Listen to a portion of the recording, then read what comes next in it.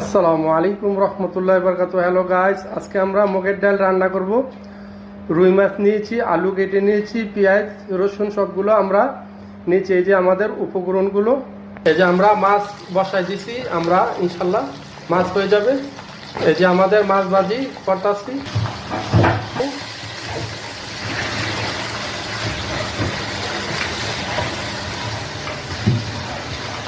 পেঁয়াজে হালকা লবণ দিয়ে দিলাম। এই যে আলহামদুলিল্লাহ আমাদের মাছ ভাজি হয়ে গেছে, পেঁয়াজ লাল হয়ে গেছে, রসুন দিয়ে দিলাম 1.5 চামচ দিয়ে দিলাম, পেঁয়াজ লাল হয়ে গেছে, 1 চামচ হলুদ, 1 চামচ মরিচের পাউডার। দেখেন কত সুন্দর একটা কালার হয়েছে, দেখছেন? আলহামদুলিল্লাহ আমরা মুগের ডালগুলো দিয়ে দিলাম। এই যে মুগের ডালগুলো আমাদের প্রায় হয়ে আসছে, আমাদের আলুগুলো দিয়ে দিলাম, হালকা মুগের ডাল হয়ে আসছে, টমেটোগুলো দিয়ে দিলাম। কত সুন্দর একটা কালার হচ্ছে, আর মাশাআল্লাহ আলহামদুলিল্লাহ অনেক একটা গ্রান উঠছে।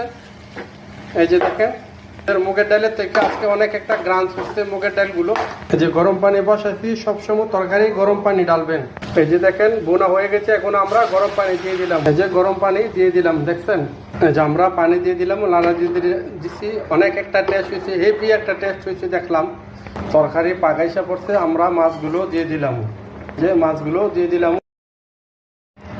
আলহামদুলিল্লাহ আমাদের তরকারি হয়ে গেছে। দেখেন যে মাছগুলো দিয়ে আমরা আজকে মুগের ডাল যেগুলো রাঁধছি, আলহামদুলিল্লাহ মাছ দিয়ে মুগের ডাল রান্না করছি, খুব অনেক একটা টেস্ট হয়েছে। আমরা খেয়েছি, হালকা টেস্ট করছি, অনেক টেস্ট হয়েছে। আর সবাই প্লিজ ভাইরা সবাই সাবস্ক্রাইব এবং শেয়ার দিবেন, প্লিজ প্লিজ ভাইরা সবাই সাবস্ক্রাইব এবং শেয়ার দিবেন ইনশাল্লাহ। আসসালামু আলাইকুম রহমতুল্লাহি বরকাতুহ।